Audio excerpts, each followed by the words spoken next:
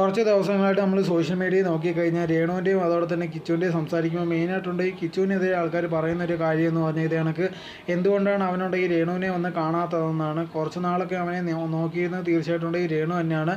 എന്നിട്ട് പോലും ഉണ്ട് ഇതേപോലുള്ള അസുഖം വന്നിട്ടുണ്ട്, ഈ പേരിനെങ്കിലും ഒന്ന് വന്ന് കാണാമല്ലോ, എന്താ വന്ന് കാണാത്തതെന്നുള്ള രീതിയിലൊക്കെ ഒരുപാട് പേരുണ്ട് ഇപ്പോഴും ചോദിച്ചുകൊണ്ടിരിക്കുന്ന ഒരു സമയത്താണ് ഇപ്പോൾ ലേറ്റസ്റ്റ് ആയിട്ടുണ്ട് ഈ കിച്ചു ഒരു വീഡിയോ ഇട്ടിട്ടുണ്ടായിരുന്നത്. അതിനകത്തുണ്ട് ഇത് എനിക്ക് ബിസിനസ്സിൻ്റെ ആവശ്യമായിട്ട് നോർത്ത് ഇന്ത്യയിലേക്ക് പോകുന്നതാണ്. അത് ആ സമയത്തുണ്ടെങ്കിൽ അവൻ്റെ കൂടെ 2 പേരുണ്ട്. അവരുണ്ടെങ്കിൽ അവനെ ഒരുപാട് സഹായിച്ചിട്ടുള്ള 2 കപ്പിൾസും കൂടിയാണ്. സോ അവരുടെ കൂടെ പോകുന്നതും വീഡിയോ ഒക്കെ എടുത്തിട്ടുണ്ടായിരുന്നു, അവരുടെ കൂടെ സംസാരിക്കുന്നത് അല്ലെങ്കിൽ ടേക്ക് കെയർ ചെയ്യുന്നത്, അങ്ങനത്തുള്ള ഒരുപാട് വീഡിയോസ് ആയിരുന്നു അതിനകത്ത്.